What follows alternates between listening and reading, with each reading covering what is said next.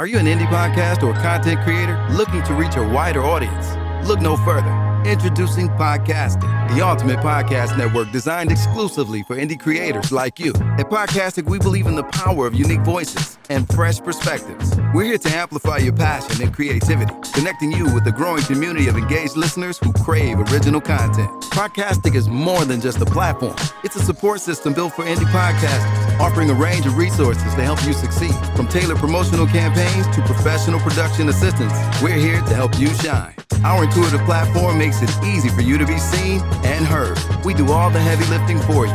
You just show up and create. Plus, with our advanced analytics, you'll gain valuable insights into your audience's preferences, allowing you to refine your content and grow your fan base. Ignite your passion, expand your reach, and thrive with podcasting. Visit our website at www.podcasticlife.com to get started. Podcastic, the home for indie podcasts and content creators. The content you're about to hear is a part of a paid programming segment. The views, opinions, and statements expressed belong solely to the sponsor and do not reflect those of Podcastic or its host. This segment is for informational and promotional purposes only and should not be considered as advice or endorsement. Listener discretion is advised.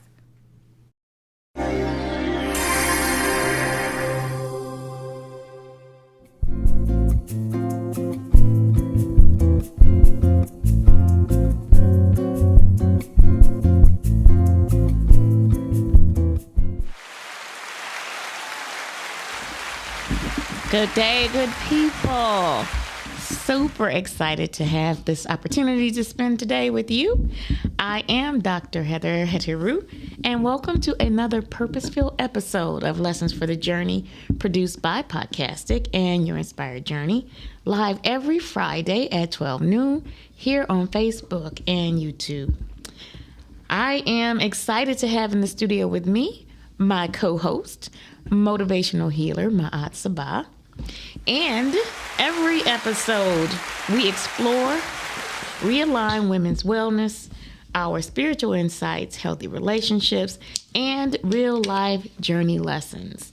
Every conversation is designed to help you understand your whys, heal emotional patterns, and grow in spiritual maturity as you move differently in your next chapter life. So if you're seeking clarity, healing, empowerment, this podcast is for you. This is not just about entertainment. This is about inner growth, inner guidance. And so to do that, we do a few things to get started, including asking you to take in the information that resonates with you. And for those things that do not, put a pin in it for another time. But we do want you to really benefit and engage with us. And so to do that, we need for you to have your two most important tools. One is your water. Second is your journal and your pen, so that you can take in any information that may resonate with you, or you can always go back later and fill in the gaps or fill in the blanks when you review this podcast. So what we do to begin is we use our My Memos or Me, Myself, and I cards so that we can connect with our inner guidance. And through that inner guidance, we ask the questions and we allow ourselves to be present. And we want you to do the same. So as we pull the cards, we want you to answer and respond to those questions for yourself. And if you will, jot down those notes or call in and share with us. And so I am going to grab my first card, and we always ask everyone in the studio to join us. And so we're going to pass the bag over to our engineer. He's grabbing his card, and I'm passing it back to my aunt. You got two. You got to keep those. Yeah, you have to keep it. If you drew it, it was meant for you to have. Right. You got a double message. Right. Miles drew a whole handful of them. That's going to be interesting. Oh, and this should help you, Miles.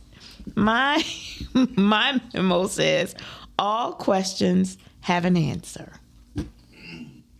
All questions have an answer. And, you know, at some point when I was going through school, I remember I was in middle school. I was in the 8th grade. Brother Reese, He was a history teacher, and I remember he said two things that always stood with me, and you can tell because that was 8th grade, and this is years later. One of the things he said was that there is never a stupid question. That was the first one. He said the only stupid question is the one that was never asked. And the other question, he asked the class, which way was up? And everybody pointed this way, and he pointed that way. And it just struck with me because everybody was pointing at what they thought was up in the sky, but he was talking about in terms of the rotation of the earth, which direction would be up. And so it started me thinking, even at a young age, that there is a reason to question the things that we say and think are the norm. And so he kind of put me on that pathway of being able to question and give myself permission to question things. Just because it's always been or always said does not mean that that is my truth. And so it set me on a course that thank you for Brother Reese, that he's an elder in spirit now, but I thank you for being in my life and helping me to understand that questions are essential. So Miles, what did you pull? 3 cards. Okay. Oh, 3. Oh, wow. Okay. It's going to be good. Triple, right? Triple threat. Look 4. He who loves little gives little, but he who loves much gives much. I could testify to that one. That's part of my life. Second one say crisis in life affects like 1,000-watt. Hold on, wait a minute. Let me get my crisis in life acts like 1,000-watt bulb. It illuminates the area in your life that needed to be healed. Oh, powerful. Yeah. Wow. You're on the roll. If you give God the steering wheel, take the wheel, Jesus. If you give God the steering wheel to your car of life, then sit back, enjoy the ride, and be quiet. Yeah, that's dope. I find this one very effective because sometimes you do have to just. Oh, I'm sorry. There you go. Sometimes you do have to just say, "Okay, God, I understand. I need to back up, take the wheel, because you've been steering the same car for so long, not understanding which direction you need to go in." And if you just ask God and tell God that I submit to you and I give it all to you, God gonna take over, and you can't be mad into which direction you go. That's how I take it. That's how I look at it. That's dope. Wow. My aunt. Let's see what you got. Okay, so mine says, speak without offending, listen without defending. Ooh. Speak without offending and listen without defending. Wow. That is deep. You know, that comes into play with significant others and your children. I think this is it's important, period. But I think the people that are most immediate in your life, that's when it's the most important. Be careful how you say things to people, because you can't take the words back once it comes out of your mouth. Wow. And then if somebody brings something to your attention, especially if it's something about you, then don't defend it. Just listen. Listen to what they're saying. There might be some truth in there. And for the fact that you're trying to defend it means you're not listening. So. Ooh, that's powerful. I like this one. That's really powerful. You think about how arguments start, and I like to think that sometimes we argue about things that really have no basis for arguing. Arguing how a person feels. How is it that we argue how somebody else is feeling? And if you think about a lot of arguments and heated discussions, it's mostly around opinion. How do how is that possible that we would argue somebody else's opinion? It's their opinion. And so I think that's another, bless you, I think that's another opportunity that we have to grow and to mature, that as you are really listening and taking in what somebody else is sharing, it is theirs. let them own it. You don't have to take ownership of it. You just share in the same space as it passes through you or by you. You don't have to. You have to own it too. So that's powerful. Thank you for sharing that. Thank you for making my memos available and the Me, Myself, and I reflection cards available. And you will find out how to connect with those tools as we move through this podcast and before the end. So make sure you have it so that you can write it down and connect. So our topic for today, this one is for all of the strong women out there. The topic is strong women still need support. Strong women still need support. I'm excited because this week I was able to share a space with some incredible women in a sister circle that I'm a part of. And I offered a presentation early this week that was, I want to say was probably around maybe 25, 30 women on this call. And again, strong women, each one of them represents a strength of their own. And in that strength in community, strength in family, strength in leadership, strength in organizations, strength in businesses, like all of these dynamic women who are strong, often, like we all are as strong women, still need support. We still need each other. We still need insights and guidance and new tools and new information and new knowledge, right? Because we want to reach our points of wisdom. And in some areas of our lives, we have maximized the knowledge that we are now applying to our lives. And then in some areas of our lives, we're still a work in progress. And in those spaces, you still need support. And so this topic, one of the reasons why it was important to have this conversation is, and this was from my reflection, so for generations, women have been both loved and hated for their strength. Oh, good afternoon, Chantel. Hey, Chantel. We've been loved and hated for our strength and our independence.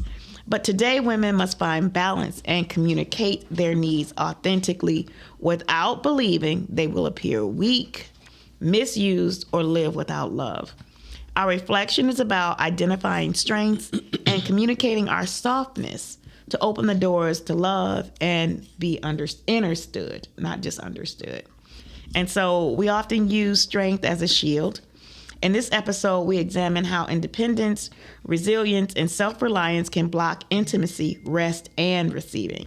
Healing begins when strong women give themselves permission to be supported.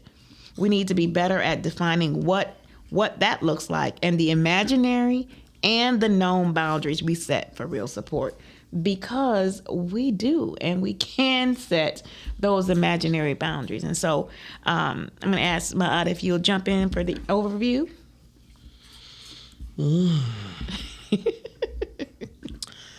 You know, we'll probably discuss it a little bit later, but one of the things that I was thinking about when you talk about a strong women still need support is a lot of times they don't ask for it. And because you're so used to being the one and everybody's used to you being the one, that you don't ask for help, you don't ask for support. And then sometimes when you get so ingrained in what you're doing, you don't realize you need the support until something happens. You know, maybe you start to get sick or whatever, or, you know, things put you in a position where you know that you have to do something. So that was the first thing that came up. And I'll save the rest too as we go along through the bullet points.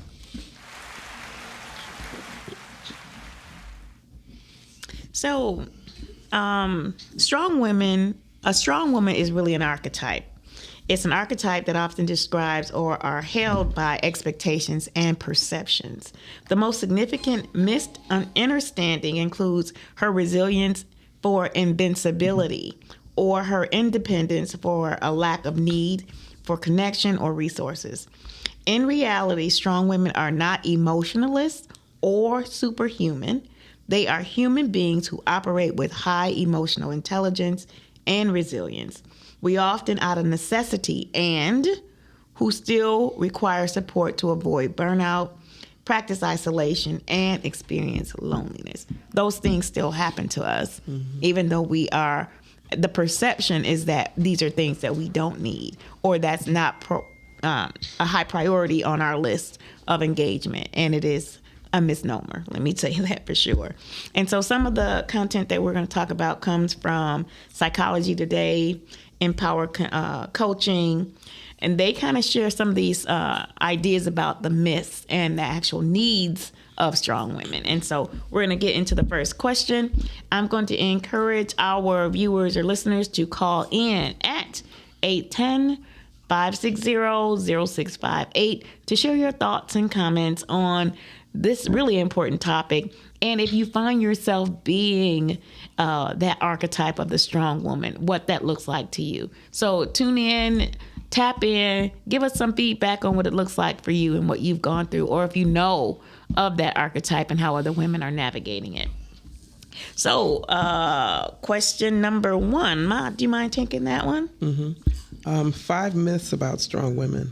Myth number 1, they are emotionally bulletproof and unfeeling. Strength is often equated with being an icy broad or unemotional. The reality is that strong women feel deeply but are capable of regulating their emotions.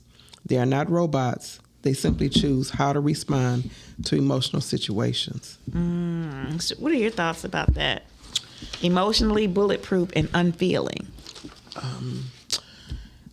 When you are a strong woman, again, people expect certain things out of you, and you expect certain things out of yourself. A lot of times that woman will set expectations for herself, and your family, friends, co-workers, staff, they have an expectation for you as well.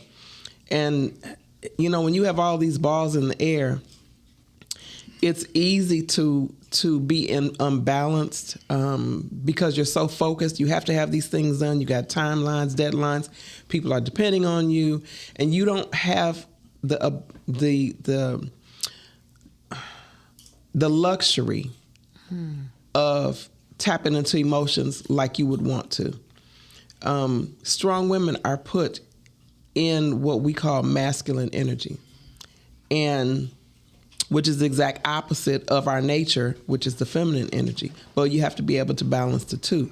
So how do you navigate things and stuff in life, keep all of the balls in the air, but yet not being hard about it, being soft, operating out of love, operating out of patience, operating out of compassion and concern with all the people that are depending on you, or the people that you have some kind of interaction or connection with. Is how do you create that balance? And sometimes when you have a lot of weight on your shoulder and you have a lot of people and things that are depending on you, it's not that easy to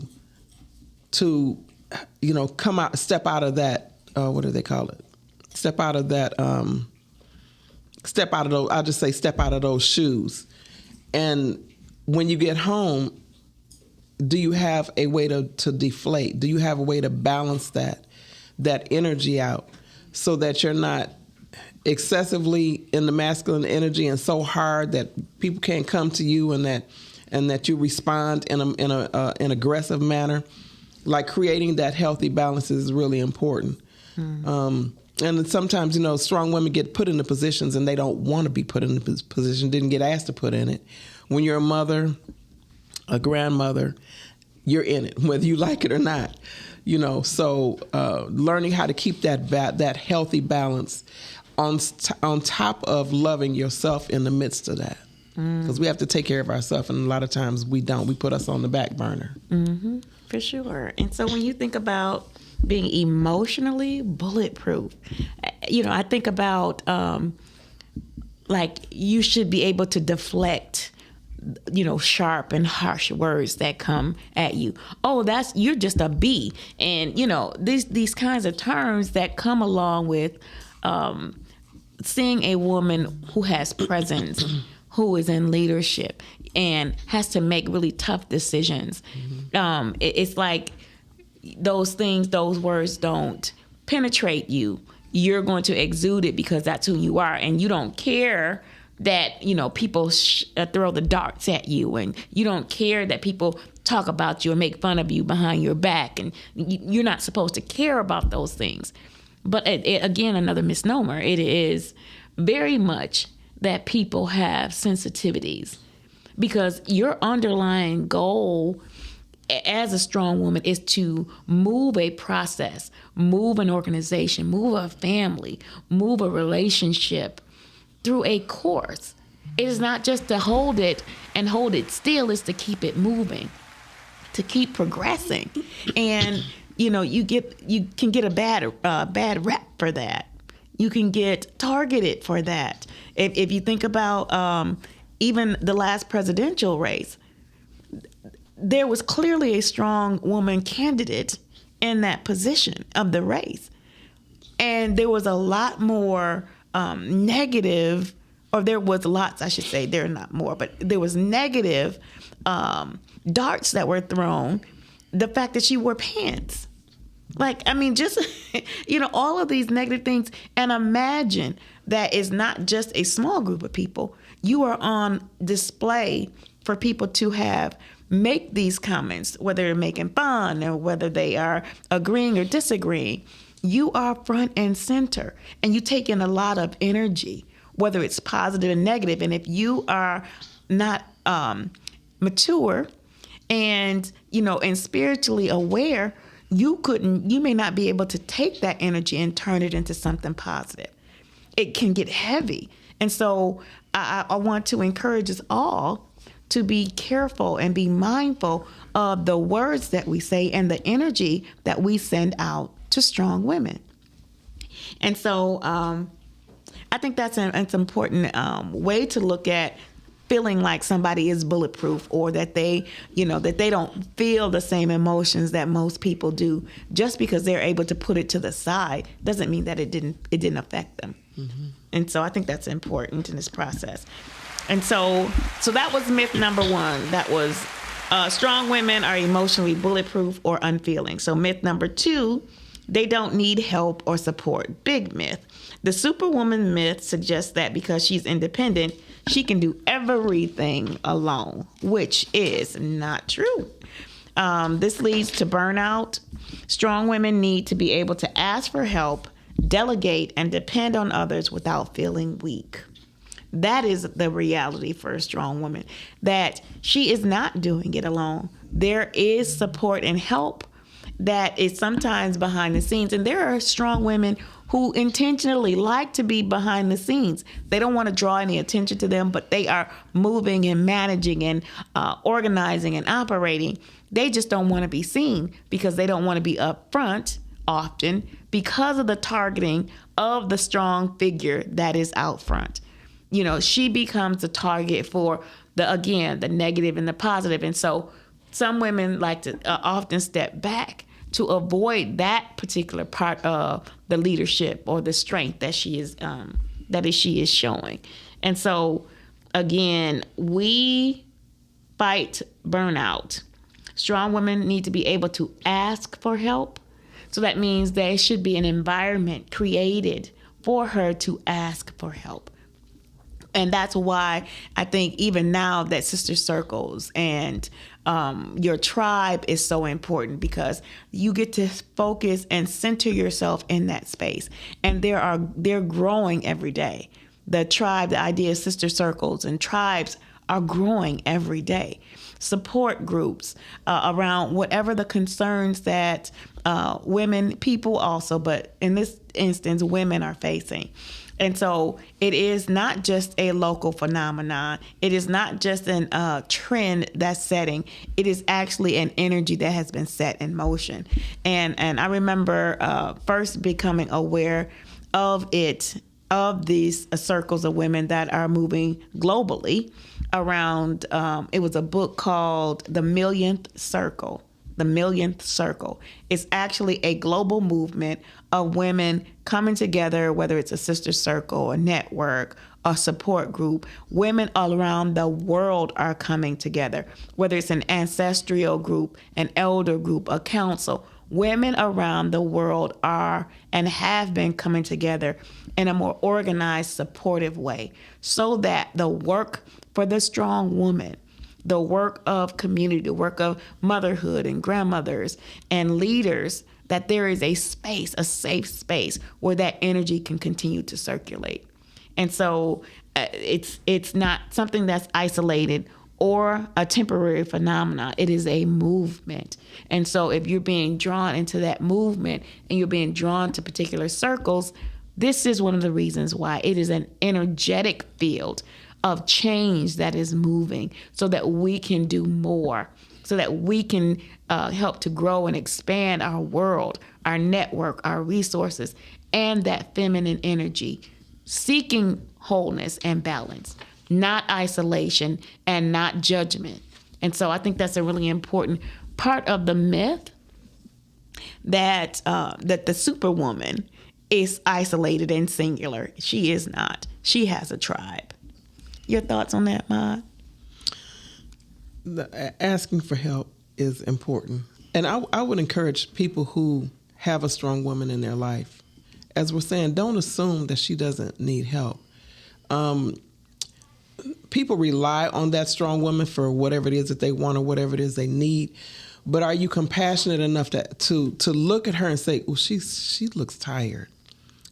Maybe I'll do the dishes," or fix the dinner for a couple of days and take it over to her.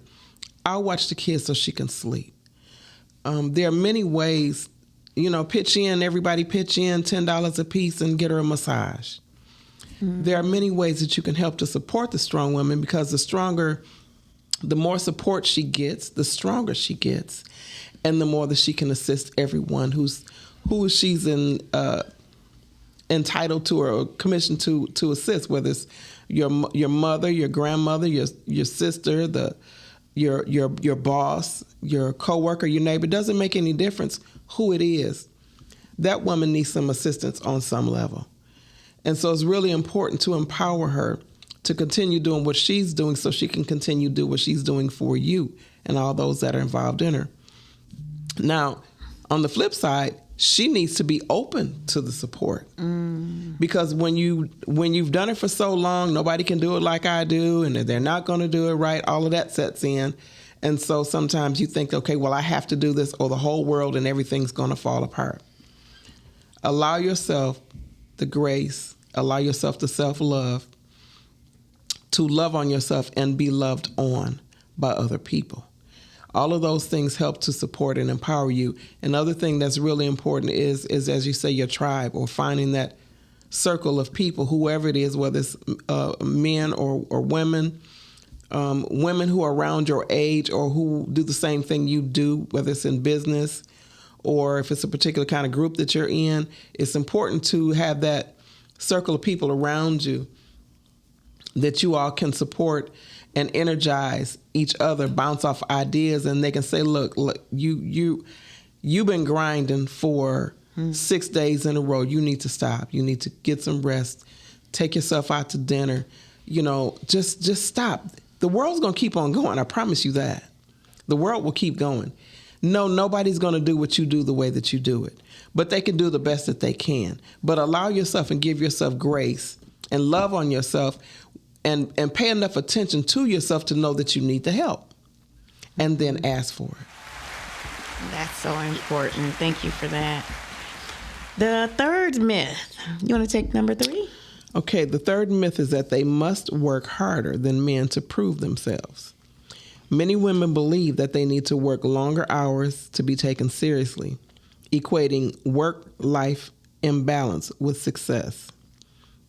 The reality is, this belief is a driver of burnout, not a requirement for success. That's absolutely, absolutely true. I know somebody that works like that. I do too. We're looking at each other. Right. Hey, Rich. Glad you're here with us today. Yes, and so we have developed these patterns. We have developed this mindset, and and of course, there are points in time that have pushed this narrative, right? Where women had to work harder, had to work smarter, had to work longer hours for less pay. And in some areas, that still is very true. I would say that's still that's still the perception of truth. Not necessarily that it is true. Mm-hmm. But what we do and how we define our value is most important internally first than it is externally. And so as we continue to take this journey of becoming, because in every role that you play, we have a degree of excellence. That degree of excellence, that degree of influence, that degree of impact can only stand as long as you're standing. And so that you're in competition, the only real competition that I have for myself, I'll speak for me, is for me. My biggest competitor is me. Can I outlive the best version of my 2025 self? Can I outlive the best, my best last project? Can I continue in excellence in all areas of my life, not just in my work? I think that's another part of looking at this myth that, I can do so much at work, but then for myself, I don't have the same drive. I don't put the same effort into what it looks like to have the best results for myself. And I know that for many women, it's a struggle. I can pour all my time and effort into my work life, the thing that's paying me, and paying me to have the type of lifestyle I have. And I can go home and I'm always exhausted. I never have any time for me. I'm constantly in competition with time. And time is a construct, but it is one that is in continuous motion. The days, the hours, the months, the years are passing by. And if we misstep because we're in competition with a person versus the quality of life that we should be living, it puts a different type of stress on us. And so as we are de-stressing, we are reassigning that energy. We are reassigning what's important and what has value so that we don't fall into the competition really being with someone else. The competition is with what you need to be your best self. And so I think that's another important perspective to have out of this. And it helps us to prevent burnout that we're constantly chasing. They used to call it keeping up with the Joneses. Mm-hmm. It's the same type of philosophy that is somebody or something that you are in competition with. So myth number 4, strong women are unfeminine or masculine in their approach. Strength is often viewed as a masculine trait, implying that for women to be powerful, she must discard. I'm still getting applause. Thank you. Right. That it implies that for a woman to be powerful, she must discard her femininity. But the reality is that strength is not gender specific. And many women combine leadership and strength with femininity, softness, and openness. Balancing the feminine energy, balancing the feminine arts. And it's really interesting that there are very few places that are actually teaching feminine arts. And it happens to be one of the opportunities that I offer, and I've been offering it since, I think, since 2013, I've been offering the feminine arts or the sensual arts classes for women. And it is such a joy to be in a space that's created for you, that is created with the feminine energy, the sacred feminine energy in mind. And so helping us to draw it out. And there are lots of women now that are even more visible about taking components of those feminine arts and bringing them to not just the marketplace, but bringing them where women can see and connect with them based on what resonates with you. And I think that's another important piece. Would you say, Maad? Yeah,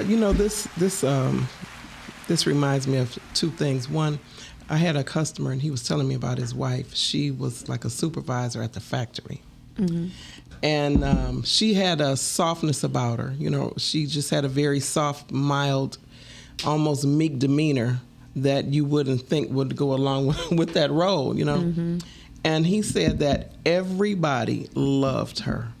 They would get their work done and then go to her and ask her, is there anything else that I can do for you? She got the exact opposite than most supervisors would. So the other thing, too, is learning how to use your feminine energy, not misuse it, learning how to use it in a balanced way. And there's ways that once you learn how to do that, you will treat people differently. You'll be paying attention to them. Like if you see them struggling, instead of be like, what are you doing? What's taking you so long? Instead, you would take a more loving, feminine energy. It's like, you know, I see you might be having some challenges. Like, you know, is there something I can help you with? What are you having a problem with, so we can work this out? So there's a way to do things to get the response that you need from people, to give them the respect that they need, to not demean them, to not misuse your power or your feminine energy. And so that way it's a win-win situation all the way around. So you can take on what they deem as a masculine role and still be feminine in your approach. Absolutely. And it's necessary. It's necessary. Do you have to sacrifice who you are, who you want to be for a job or for a role or for a position? I think part of our goal here is, I'm saying here in this journey, in this incarnation, is to be the best version of yourself and constantly improve our ways of being. Our way of being is how we are every day, and the things that influence and move your way of being. And can you be resilient?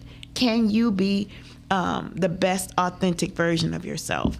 And in doing that, empower you and empower the environment that you find yourself in. Mm-hmm. Although balance for us is being able to recognize the masculine and feminine.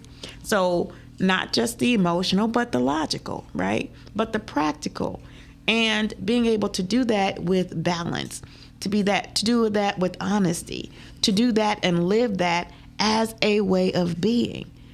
You increase the trust when you are your authentic self, your reliability, you know your boundaries. And so you can, and other people can, respect the boundaries that you set and honor that and honor you in the process. Of course, having both.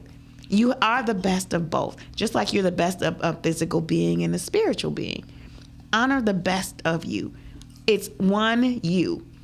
It is made up of the parts that are balanced. And we're constantly in this dance of balancing energies.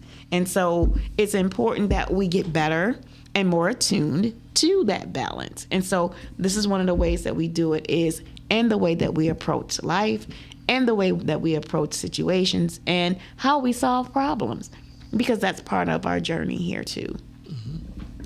And myth number 5. Number 5, mm-hmm. They cannot make mistakes. Ooh. Heavens. Heavens forbid. There's a misconception that strong, successful women are perfect, which prevents them from taking risks. Mistakes are essential for growth. Strong women need the space to take risks and learn from failures, not just succeed perfectly. Yes. So, and that is so important. And I love this saying. They say that, what was it? Edison found 10,000 different ways not to establish a light bulb, right? Or instead, but just like Dr. George Washington Carver, he found thousands of ways to use a peanut. And when we start, I think one of the boxes that we find ourselves in is that there's only one way to do something.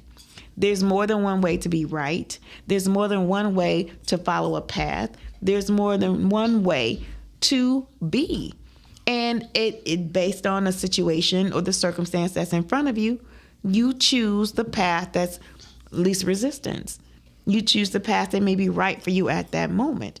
And it doesn't mean that you can't go back or change your direction.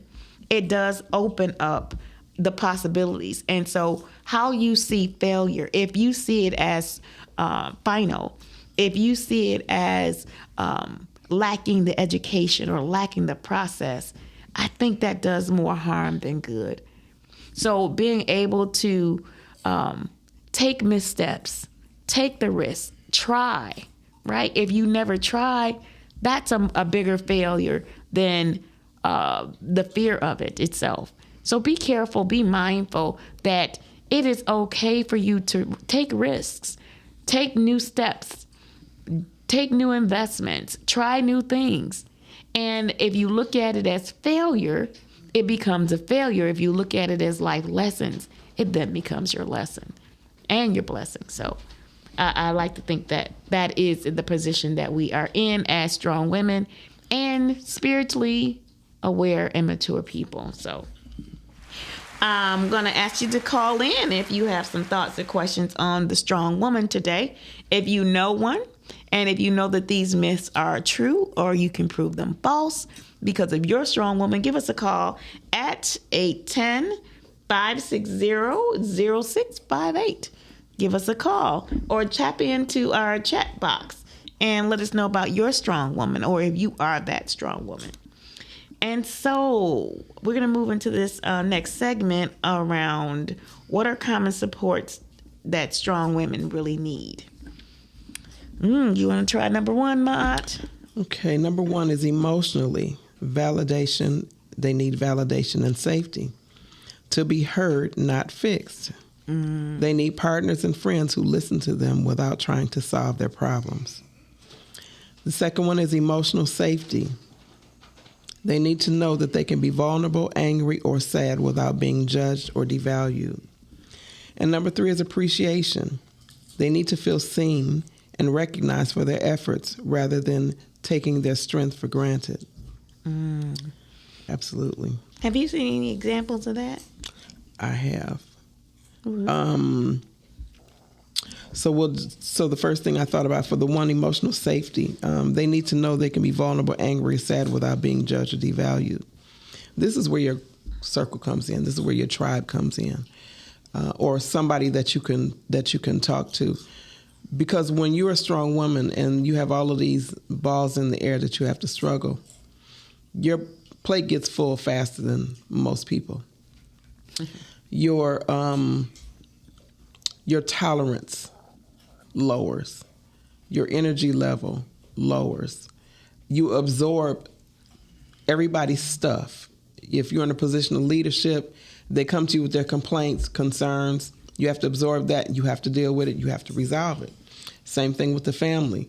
So you have all of this energy that you're being inundated with on a regular basis. And if you don't have a way to release it, then that's when the lashing out comes in. That's when, everybody wants to call you a bee, or she's aggressive and she's this and she's. No, she did not have an outlet for all of that energy that she's taking in on a consistent basis.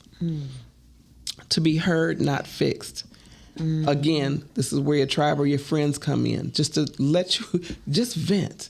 Let it out. You can't let it out to your coworkers.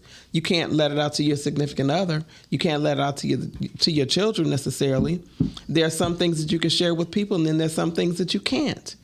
And so you need a people or a person that you can share that with, that you can release that energy with. So then once you release it, you're back balanced again.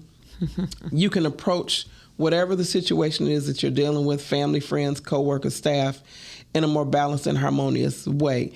And it's not emotionally taxing to you, because again, you can only take so much before your cup overflows, and that might not be a good look once that happens. For sure. And then the last one is appreciation. Again, a lot of times the strong woman is expected to do what she does. But people just assume, because when you learn how to juggle those balls in the air and you juggle them well, people don't necessarily think that, that you don't need an attaboy sometimes. Buying somebody a cup of coffee, giving them a single rose, giving them a card. You know what? I see what you do and I appreciate you for that. Doing something for them to let them know that they're being seen, that I do hear you, that I do appreciate you, that I see what you have to go through to do whatever it is that you do, and you do it well. And it's important that that woman is giving her flowers. Don't wait until I'm not here and then you're at my funeral telling me about all the things that I did for you when you didn't tell it to me when I was alive. Right. Wow. It's important. Again, appreciation. It is appreciation can take place without lots of resources, lots of money, and lots of time. You can show people how you appreciate them. And that's one of the greater elements of the need that strong women have in our lives. And so, again, for your strong woman in your life, Ma gave some great examples of ways that you can show appreciation and acknowledge who they are and what they bring. The second one is spiritually, purpose and alignment.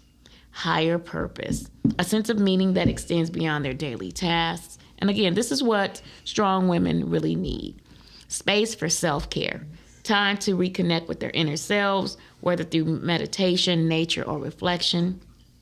And authenticity, the freedom to align their actions with their personal values rather than meeting others' expectations. Give space. Give space. And so the higher purpose, recognizing that there is so much more to her than you can even see. Recognize that her day, her challenges, her work, her roles are so important to not just you, but to others around her and in the environments that she occupies. Honor her space.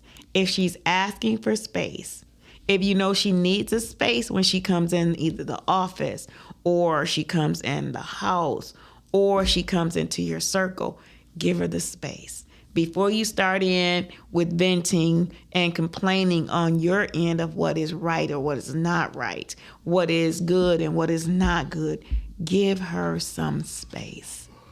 Give her a minute to take her breath. Give her a minute to take a drink. Hand her something. Hand her a drink so that she can hydrate. Hand her a cup of tea, a cup of coffee, whatever you know, a cup of wine, whatever you know that helps her to relax and unwind. Hand that thing to her. That is part of her self-care and your show of appreciation. And also, where there is opportunity, maybe you have your meetings outside. Maybe you have it at the park. Maybe you shift the direction and bring a more natural environment into the space so that so she can have that moment for self-care as well. And then lastly, align her values with your values. Align the value of whatever the project or whatever the business. Align the values, making sure that you understand what is the message she is trying to convey. Line up with it as opposed to refuting it or always debating it. Sometimes just be still. Sometimes just be still. She needs your compliance versus your defiance. And so it gives her an opportunity, again, for purpose and alignment. And so next is physical. Okay, so physically, restoration and care. She needs rest and recuperation because they often do it all. They need to intentionally rest to avoid burnout. Mm-hmm. She needs physical nourishment, which is proper nutrition, hydration, and movement that makes her feel good, not just intense exercise for vanity. And she needs physical attention, not sexual, comforting touches such as hugs, holding hands, and to feel secure and connected. Yes. These are other great ways to show appreciation and to show support because she needs it physically, mentally, emotionally, spiritually. She needs that level of support. And these are ways that you can help support her in the environments that she occupies and the roles that she plays. Just a shout out to my sweetheart, Dr. Calvin T. Mann. Thank you, honey. And some of the ways that you support me in our work together and give me the support that I need to, so that I can do all that I do on a daily basis. So thank you, honey, for being my support system. Other ways that are reflected, if you have some ideas as we wind down today, give us a call at 810-560-0658. If there is a strong woman in your life and you want to acknowledge her, also tune in. Give us some ideas of ways that you have helped support her and encourage her through her journey and through the many roles that she plays. So how would you say that you do that for the close people around you, in addition to the popcorn today? Well, I'm a foodie, so I'll if I find out what their favorite food is, I'll try and make them a dish. Like that carrot salad? Yeah, I'm gonna hook you up. Oh my gosh! I am. It's the craziest thing. I would have never thought about carrot salad. But it's delicious. If you haven't had it or if you don't have a recipe, I'm still trial and error with my recipe. So, sometimes the original is the best one. And it's really simple, too. And that's what people say when they're really good at something. It's something that's so easy. All you got to do is. All you got to do. It really is, but I'm going to hook you up seriously. Okay, I appreciate that. If my schedule wasn't so crazy, you would have had it by now. Well, thank you for that. Mm-hmm. So you could do send people the little GIFs. Oh, nice. That takes a few seconds. You're already on the phone. Send them a little GIF. We don't have to wait for birthdays and Boss's Day and Sister Day or whatever they have. Just send it just because. Mm-hmm. Sending little cards. Now they have e-cards. I mean, there's stuff you don't even have to pay for. Just to let somebody know that you're being thought of. I would even, if you have the capacity, take somebody somewhere. Now, this is an extreme case. For those women that don't know how to stop, you might have to just go over their house and say, go to bed. I got this. Just stop. Just stop. I got this. I got the kids. I'll cook. More than likely it's going to be a family member or close friend. Mm-hmm. If it's a boss or a supervisor, just say, look, what do you need? And for the next 30 minutes, just don't do anything. I just want you to relax. You can listen to a video. Listen to some music. I got your favorite coffee drink over here, and you don't have to do anything for 30 minutes. Just rest. Mm-hmm. So there are things that you can do that don't take a lot. And even if you do something like that and she doesn't accept it because maybe she can't, because of the type of job she has, just the fact to know that you cared enough to see her, to let her know, I see you're stressing. I don't quite know what to do, but this is what I came up with, means everything.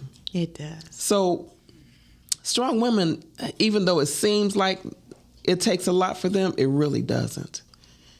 Just small gestures mean everything. It's more that you thought enough about me to show some concern, show some passion, and show some love. That goes such a long way. You really have no idea at all. So strong women are strong a lot of times because they have to be. Mm-hmm. In some situations you don't want to be. You're in a position, so you have to be strong, and you have to be everything that comes along with it. But with everything is balanced. Loving on yourself. Don't always rely on somebody to love on you and appreciate you. Appreciate yourself. Mm-hmm. Take yourself out to dinner. Take yourself to the movie. You don't have to have other people to go with you. Take yourself to get your nails done or your hair done or get a massage or just go out to a park and sit in the trees and in the sun and just enjoy nature. Mm-hmm. So it doesn't take a lot, but it does take you putting that strong step forward. The other thing too is your physical body. We talked about that, but giving yourself the nourishment that you need, not only emotional nourishment, but physical nourishment. So the strong woman more than likely has a tendency to not eat well. And because the deadlines and the rushing and you have to do this by this time and I'm expected to do this. And so you just grab the closest thing or the stop at a gas station or something that is not as healthy as what you really need. And so when you lack nourishment, you will lack energy. When you lack energy, you're going to lack focus. And it's just a downhill from there. So, and nobody can do that for you. You have to do that for yourself. That also is nourishment and self-love. So again, it's creating the balance, and you can just look at your life and see where you're out of balance at and how you need to balance that back. So if you're working 12 hours a day, are you choosing to work 12 hours a day, or do you have to work 12 hours a day? And if you do, what can you do? Bring healthy foods with you. Don't stop at a gas station and pick up a hot and ready and that type of thing. So there are things that you can do to show yourself love, to nurture yourself, to show yourself value and worth, and not depending on other people. And anybody else that does anything for you is a bonus. Awesome. Thank you. And I want to just acknowledge those strong women who are also caregivers, especially if you have older and aging parents, if you have children that require additional care and support. I honor you today. I honor us today because the strength of that woman who has a constant, almost 24-hour job, that as a caregiver, whether you're a parent or, again, caring for a loved one or an elder parent, it is an honorable assignment, first. Secondly, you do not have to do it alone. There are programs, there are resources, there are support groups, there are respite programs that are available for you to have an opportunity to take a moment. Part of that is trusting that the person, your loved one, can be in good care for some time, and that the total and allowing other people to help, asking. Putting it out there in your circle that you need some help and some support, because burnout for caregivers happens much faster than regular healthcare workers. And so it's important that you are canvassing your tribe, those who have resources and information and knowledge. Get the support and the other tools that you need. If you keep trying to do it alone, your burnout could be such that you won't be able to be present for either. And we need for you to be present, but we also need for you to be well and be balanced. So continue to find the balance. And again, we honor you today. I want to just bring up that another strategy for caregiving is one of the tools that my husband and I, Dr. Calvin Mann, have created called the Emmy Way.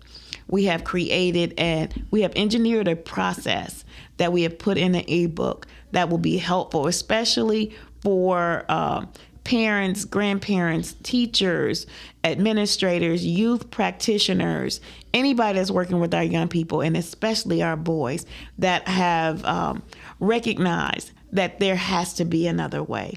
And what we talk about in this ebook is that there is a new language that is spoken that we need to learn as adults. And we talk about that in our ebook. What does that look like? Our ebook launch is coming up this Tuesday, March the 3rd at 6 p.m.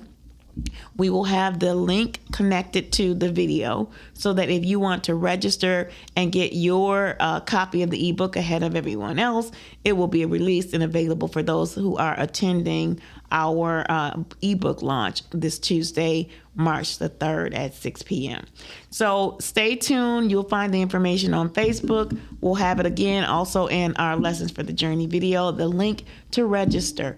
This is a great opportunity, especially for that strong Black woman who is navigating our boys in particular, but are navigating and educating our young people, whether they're children and young adults, this season that we're in. And I have not met one parent one parent of a son who has not had some challenges in navigating this language between parents and children, and between teachers and students, and between people who work in youth programs and the youth that they're serving. There is a better way, and we are encouraging you to try the Emmy way. So looking forward to seeing you guys then. Also, please tell them how they can connect with you and all the tools and resources available. All right, so my email address is relationshipfirstaid@yahoo. You can reach me on, DM me on Facebook, Relationship First Aid, or my personal page, Seba. And if you like the cards that we've been highlighting every session, the Me, Myself, and I, and the Ma'at's memos, just contact me and let me know, and I'll give you the information. There's more deck. There's a family deck coming from parent to child, and there is a deck coming for people who are seeking relationships, and then icebreakers. So all of those are coming up next. Awesome. Thank you. And thank you for being here, Ma'at. Well, thank you. You can reach me at yourinspiredjourney.com. You can reach me by phone at 313-759-7855. And if all else fails, you can Google me, Dr. Hetheru Miller. Just do a Google search, and either books, our tools, our podcasts, our lessons for the journey, my workshops, video clips, you'll get a whole different community of information if you want to connect. So I'm always looking forward to speaking with you for coaching, for workshops, and for the tools and these lessons for the journey. We are here because this is the journey. We thank you for being with us today. We hope that you have benefited from this information, from our collective knowledge and wisdom. And until next time, stay clear.